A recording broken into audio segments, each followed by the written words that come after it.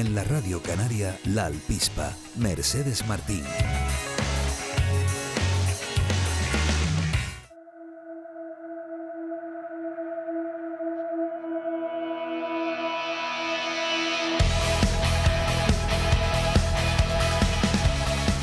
Doce y 14 minutos del mediodía en Canarias. Voy a saludar a Rafael Zamora, que es biólogo especializado en zoología, director científico de la Fundación Loro Parque y miembro de la Junta de Gobierno del Colegio Oficial de Biólogos de Canarias, como integrante del equipo de trabajo de parques biológicos. ¿Qué tal, señor Zamora? Gracias por acompañarnos. Muy buenos días. Gracias a ustedes.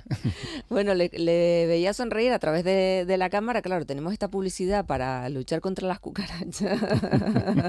Lo veía sonriendo y luego a mí también me hace gracia lo de no maten a los bichitos. Claro, pero qué dicotomía esta para las personas que les cuesta mucho trabajo matar incluso una mosca, una cucaracha, ¿verdad? Pero bueno, claro. es bueno comentarlo, Sí, comentarlo. ¿No?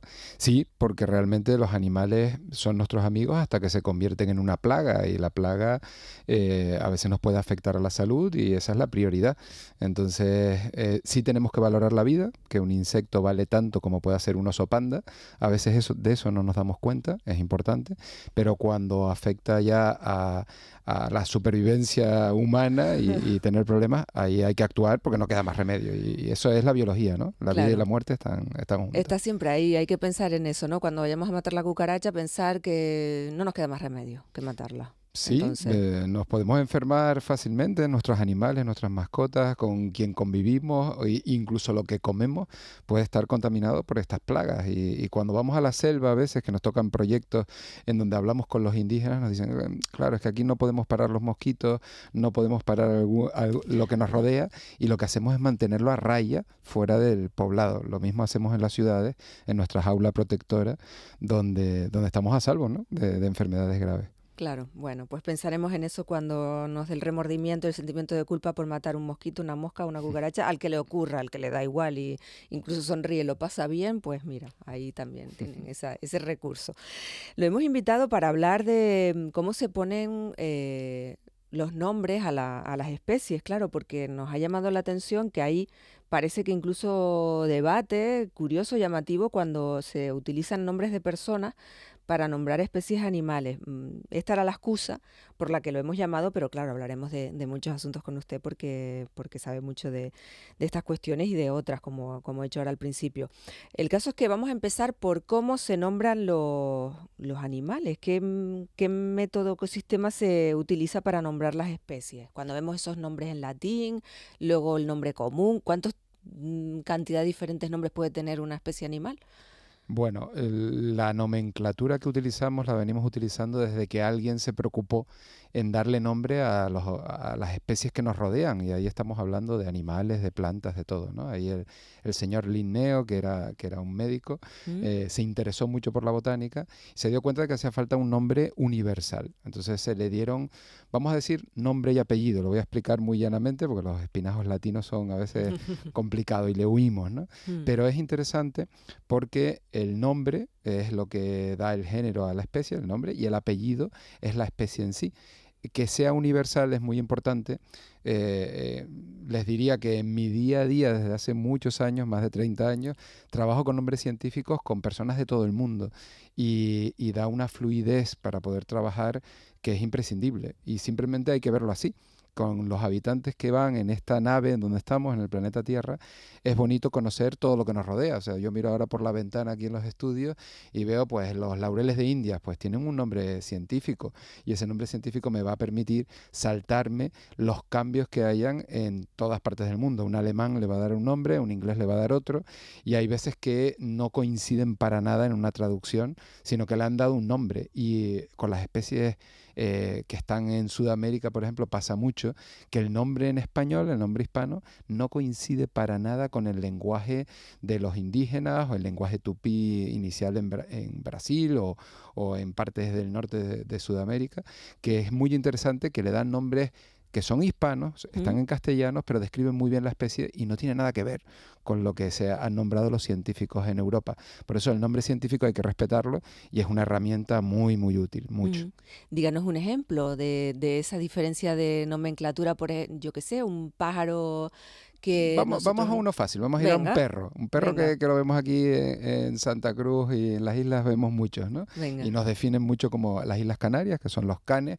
Bueno, pues un perro en inglés es dog, en alemán es Hund, no tienen nada que ver. En portugués, cao o cachorro, no es igual, o chien en francés. Y Canis familiaris es el nombre científico, ¿no? Ese nombre que al escribirlo lo ponemos en letra cursiva para diferenciarlo del resto del idioma, nos permite, pues eso, hablar con cualquier científico o escribirnos, identificarlo muy, muy rápido, sin perder tiempo en saber, no me acuerdo cómo se decía. Y se complica más si te digo un nombre, te puedo decir Eclectus roratus, que es un loro que está en Oceanía. Pues claro, ese E del papagayo en alemán o en inglés es el Eclectus parrot, ese se parece un poquito más. Pero claro, el nombre científico es lo que permite que nos comuniquemos bien entre los que trabajamos en este tema, ¿no? Así que está habituado, por lo tanto, a esos nombres científicos en latín. ¿Cuál es el que más suele utilizar por su trabajo? ¿Cuál es el que tiene así más...? Ahora mismo estaba pensándolo cuando venía en el coche y iba pensando, digo, ¿con cuántos nombres trabajamos el equipo de biólogos y de veterinarios de la fundación, ¿no? Que trabajamos también con proyectos en todo el mundo y estaba valorando unos 1.500 nombres en latín habituales que utilizamos, porque en el parque trabajamos con plantas, eso tiene un comité, una comisión internacional para definir el nombre de las plantas cuando se van a identificar, también para las bacterias, trabajamos con un laboratorio que tenemos 3 biólogas trabajando allí, una doctora internacional, y los nombres de las bacterias, de los hongos, también van en latín, y solo con especies trabajamos con más de 500 especies en total, con invertebrados y todo, a diario, y ya cuando hablo con los proyectos en la naturaleza, hablamos de toda la botánica que rodea a los animales, que nos permite pues conocerlos realmente bien, porque cuando salvamos una especie o tratamos de trabajar con esa especie, tenemos que conocer todo el bioma, que es todo lo que les rodea. Entonces, es apasionante, y cuando empecé latín en el instituto aquí en Santa Cruz, ya pensaba que me iba a ser muy útil, y un científico alemán hace muchos años, en el 2004, que conocí en Chemnitz, en Alemania, él escribía todos los nombres latinos y la fecha en la que se había tropezado con ellos, en la naturaleza o bajo cuidado humano. Estábamos en una exhibición que habían 30 y tantos mil pájaros, y me dice, esto es importante porque vas a tener una referencia, era un señor mayor, vas a tener una referencia y vas a conocer un amigo que tiene distintas caras, pero es como las familias, ¿no? Y eso te va a ayudar mucho a no aprenderte qué significa el nombre, sino a ese amigo, a esa persona que vive contigo en la naturaleza. Creo que me sirvió mucho. ¿Sí? Y sí, porque ahora los absorbo muy rápido. Como mnemotecnia, ¿no? Sí. Es muy agradable no tener que forzar el aprendizaje, sino que te entra solo, y en la conversación fluida diaria con biólogos, pues nace de las dos partes, y es muy, muy, muy agradable. Bueno, 1.500, casi con eso puedes hablar otro idioma, defenderte perfectamente. O sea, ¿tú cuántos idiomas hablas? Bueno, Rafael? que maneja ahora a diario, el inglés, el alemán y el español son los que estoy todo el día utilizando, pero luego en francés, italiano y portugués lo utilizamos mucho, aunque no lo hable fluido, tengo que comprenderlo. Ahora estamos en unas reuniones a diario con Brasil, y ahí está en portugués, y yo prefiero que no utilicen traducción, y ellos prefieren que yo hable en español directo, porque me entienden mejor. Los idiomas se parecen muchísimo. Sí. Entonces, inevitablemente en ese tipo de reuniones técnicas, el latín tiene que estar, el nombre científico tiene que estar, y ya te digo que avanzamos muy rápido, vamos corriendo, porque sabemos de lo que estamos hablando. Claro, hay un oyente que nos comenta, una cosa es la especie, otra cosa es la raza. Por ejemplo, en los perros, si es Canis familiaris, pero si luego quieres determinar una raza de perro en concreto, ¿cómo lo dirías? Bueno, las razas hay que sabérselas, son diferentes, están creadas ya por el hombre. ¿También en latín? En latín no es necesario. Por ejemplo, hay algunas diferencias. Por ejemplo, el Serinus canaria, que es el canario doméstico, de ahí vienen de los silvestres de aquí de Canarias, que viven todavía aquí en nuestro entorno, aquí en Santa Cruz también. Pues todos los colores que hay y todas las razas, estamos hablando ya de cientos de razas, algunas sin reconocer, pero reconocidas, son muchas. Hay Serinus canaria doméstica, porque doméstica es lo que dice de todas las que hay, pero luego raza por raza no es necesario el latín porque se identifican muy bien, están reconocidas en cada parte del mundo. Hay que si el moña alemana, pues la traducción es literal en alemán, o puedan ser los canarios de postura, que también tiene el giboso, o el melado tinerfeño, que es uno de aquí. No hay un meladus tinerfeño, no es necesario, porque melado tinerfeño está en todo el mundo bien reconocido y con el nombre tal cual es la raza que se ha generado aquí en Canarias. Ujú. Bueno, como pasó en aquella serie en Los Simpson, en un episodio que nombraban al canario, no sé si lo recuerdas, si tienes constancia de Y eso. tanto, y tanto. Lo nombro mucho en las conferencias del mundo porque el canario silvestre ha escapado de la extinción inevitable, porque cuando los colonos llegaron a Canarias, aparte de los perros que le dieron nuestro nombre, los canarios eran una de las cosas que tenían los guanches ya en jaula y se exportaron a miles y millones. Pudieron haber acabado con todos los de la isla, porque las islas son territorios pequeños comparados con el territorio, y sin embargo se establecieron muy bien gracias a la cría bajo cuidado humano en todo el mundo. De hecho, es de las mascotas más conocidas en cualquier lugar de la Tierra, vayas a donde vayas, en Australia, en Nueva Zelanda, en Sudamérica, da igual dónde, los vas a ver. Y el capítulo de Los Simpson nos pone en el mapa las Islas Canarias, porque los norteamericanos ni se crean que saben muy bien dónde están las Islas Canarias. Y ese capítulo en concreto abren una jaulita y el pajarito amarillo, que no son los que están aquí, y fuera de la jaula, en ese vestido amarillo iba a sobrevivir poco tiempo, pero lo posiciona a nosotros en el mapa de una manera muy gráfica y la verdad que atractiva y interesante. Sí, desde luego que curioso. Luego estamos hablando del nombre científico que se utilizan en latín, pero ¿qué pasa con esto de ponerles nombres de personas? Creo que hay una abeja que se llama Beyoncé, un escarabajo Sí. que se llama Hitler, ¿esto es verdad? ¿Es Sí, así? sí, el escarabajo de Hitler, con mucha polémica en la discusión de los foros de nomenclatura. De hecho, a veces la quieren erradicar, pero claro, todo esto depende mucho del concepto y de quién le pone el nombre, ¿no? Cuando se le pone el nombre a una especie es porque algo está de moda, en este caso el de Hitler, tiene que ver porque en 1933 ascendía al poder, todavía no había ocurrido ninguna desgracia real, Mm. y es, Sí, porque fue elegido democráticamente, hay que recordarlo. sí, ahí se puede hacer poco porque el investigador algo le impulsó bueno, a expresarlo de esa manera y a darle ese nombre. Me imagino que por la moda en el momento. A veces el nombre de filántropos o de sponsor o de gente que realmente ha inculcado que se defienda una especie. Entonces el científico le pone ese nombre, en ocasiones en honor a él mismo cuando lo descubre, cuando una especie se descubre.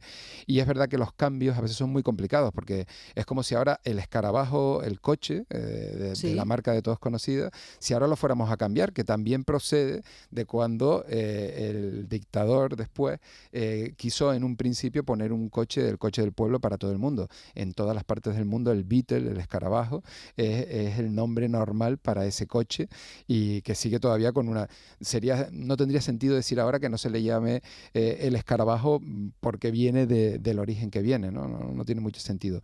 Para la nomenclatura científica es un auténtico debacle cada vez que ponen sinónimos o se cambia un género. El género, que es el nombre, el que va en primera posición, define una especie. Ahí tiene sentido, bueno, define un grupo de animales y luego la especie. Ahí sí tiene sentido a lo mejor hacer una sinonimia, pero cambiar la especie completa pues es complejo en el tiempo porque causa un problemón enorme para la gente que ya lo identificada con ese nombre y apellido. Ujú. El caso es que bueno, que siempre genera interés este asunto, porque para los que no estamos familiarizados nos llama mucho la atención. Hay un mensaje que me dice que hay algunos graciosos como el de la urraca, que es pica pica, pero esto es en latín así, pica pica. Pica, pica, sí, la urraca común europea, que es blanca y negra, además muy simpática porque tal cual lo conocemos, que busca para poner en su nido, roba todo lo que brilla, igual que los cuervos de aquí de Canarias, que si tienen una oportunidad van a pillar todo lo metálico, todo lo llamativo para ponerlo en un escondite. Pues pica, pica seguramente viene por ahí, porque son animales que están picoteando todo el tiempo y juegan con las herramientas. De hecho, las urracas, todos los córvidos, son capaces de utilizar herramientas y eso lo hacen con su pico. ¿Y por qué tienen esa atracción por lo brillante? ¿Qué utilidad tiene en la naturaleza robar, entre comillas, esos elementos? Esto es un misterio. Yo en el Hierro conozco un cuervo que durante años estuvo metiendo hasta corbatas en un bloque de cemento. Lo descubrimos por casualidad una tarde porque veíamos al cuervo, era un cuervo que lo atendían, lo habían salvado, una familia lo había salvado, y iba con nuestros perros, ¿no? por la zona del Tamaduste, y veíamos que metía cosas y cosas y cosas, y descubrieron un auténtico botín. Todas las monedas que caían en los restaurantes las cargaba, las metía en su buche y las ponía ahí. En ocasiones tiene que ver con el cortejo para atraer a la hembra. Hay pájaros en Australia que lo hacen. El misterio realmente de los cuervos es como si fuera un botín, algo atractivo. Ellos son bastante inteligentes y lo que hacen es llamar la atención. Es la dote, ¿no? Dice, mira qué dote tengo. Exacto, soy capaz de hacerte esto por ti. Es algo así. Y luego, en cuanto a nombres, aquí en Canarias, ¿cuál destacarías? No sé, que te llame la atención, Rafael, de especies canarias, de su nombre en latín, que sea poco conocido por el común de los mortales, por la población canaria. O sea, hay muchos muy bonitos. El del cuervo que nombrábamos, Corvus corax. Corvus, qué bien suena, ¿no? ya te lo dice todo, ¿no? Es llamativo. Y después hay muchos otros que lo interesante es que nombren a la persona que hay Bertelotti, al que lo descubrió. Ahí tenemos el pájaro caminero, que lo encontramos desde la costa de las islas hasta el Pico del Teide. En la parte del Pico del Teide yo he visto un caminero, Antus Bertelotti, lo hemos visto ahí. Y eso es llamativo porque, bueno, cuando alguien lo descubre, le ponen un nombre por su descubridor o el científico que apostó por él, pues queda en el tiempo. Y eso es bonito también, igual que pueden haber connotaciones negativas, que podemos buscarlas de cualquier sitio, porque no todo el mundo lleva la misma trayectoria desde que se nombra hasta que... Uno va evolucionando a veces a peor. Es un legado, sí, pero no siempre. Y claro, las familias no tienen culpa a veces de sus apellidos, porque no tienen ni las mismas ideologías ni nada. Entonces, la historia de un nombre, la historia de una estatua o la historia de una calle, imagínense, cuando nos cambian los callejeros,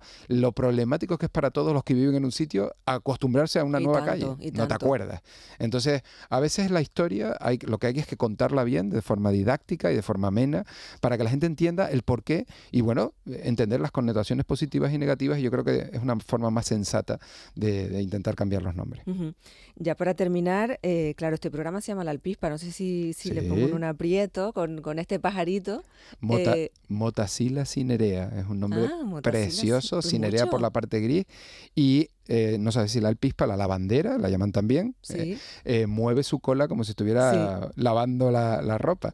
Ahora mismo acabo de ver un nido en la entrada justo del pueblo Thai del Oro Parque, en la embajada animal. Acabo de ver un nido que están criando ahora mismo, en estos mismos momentos están comiendo unos bebés que van a saltar dentro de poquito. Es muy graciosa la alpispa, cómo mueve la cola y se ve es bastante común verla, ¿verdad? Más de lo que pensamos. Si sabemos distinguirla, se ve bastante. Se deja ver, el movimiento es característico. Aquí hay otra alpispa que viene por Canarias, que es la blanca, la Motacilla alba, pero esta es característica porque hay una época en que nos distrae para que no veamos a sus bebés o a su nido, y se posan delante de nosotros y hacen unos mariposeos con su cola más larga de lo normal y de otros pájaros de aquí de Canarias, y es muy distinguible.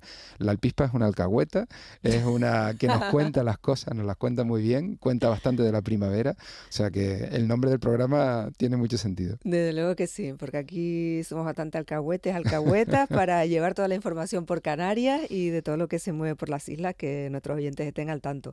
Rafael Zamora, biólogo especializado en zoología, director científico de la Fundación Loro Parque, miembro de la Junta de Gobierno del Colegio Oficial de Biólogos de Canarias, como integrante del equipo de trabajo de Parques Biológicos. Gracias por este ratito. Si tiene disponibilidad, volveremos a llamarlo un poquito más adelante porque es muy amena la conversación con usted y hablar de animales y de plantas que tanto nos gusta aquí en el programa. Gracias por este ratito. Un placer y encantadísimo. Desde que quieras, por aquí andamos. Gracias.